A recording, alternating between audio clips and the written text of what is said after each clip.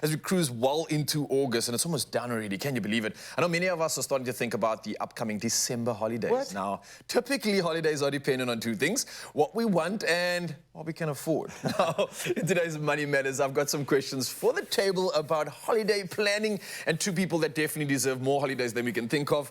Zoe and G, of course, for you too, this is something that I hope you think about and also hope you get to exercise. So, firstly, when it comes to, let's say, just holidaying in general, are you the type of people that enjoy indulging in the luxuries, or do you keep it like basic wherever you go?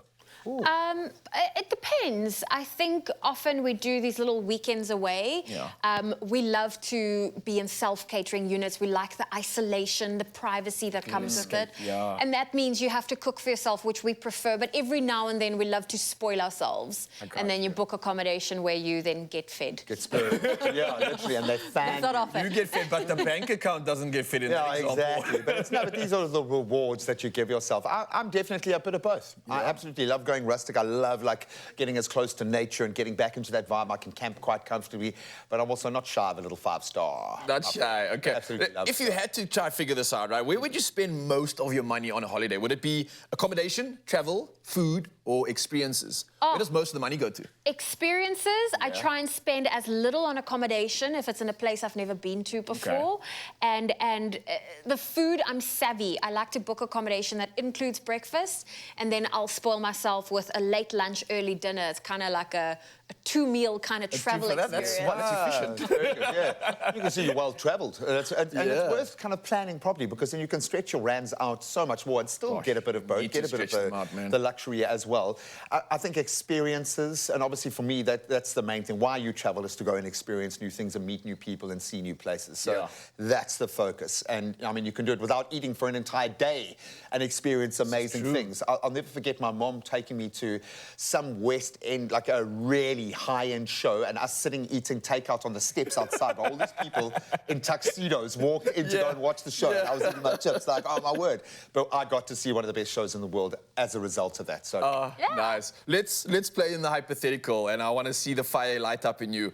If money wasn't an issue. France. Rugby World Cup.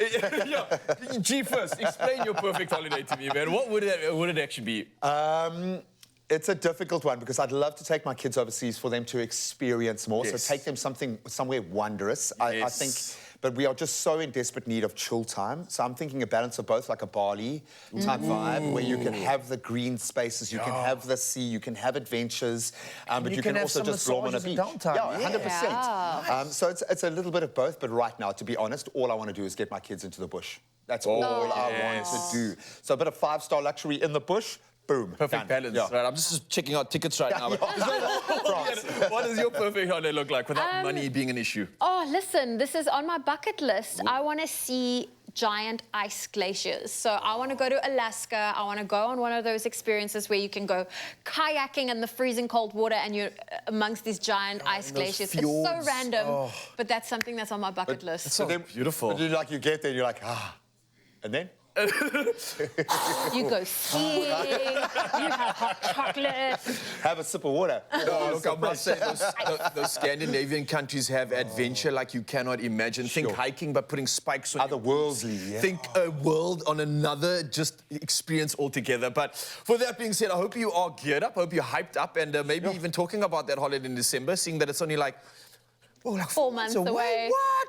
Well, we all definitely, after that conversation, deserve a great holiday. And if we plan in advance, then we can make our dream trip come true. Now, if you are a frequent traveler like Zoe over here, then you'll be super pleased to know that if you sign up for a NEDBANK My Goals premium account, you'll get 12 free domestic lounge visits per year. So you can make that trip VIP. So to find out more about all the rewards on offer, just go visit nedbank.co.za and start planning that dream trip. You got this. Mabel, check this. With a My Goals premium account, you get 12 free airport lounge visits. 12? Yeah. God, David, when are you busy planning your next getaway during office hours? Man.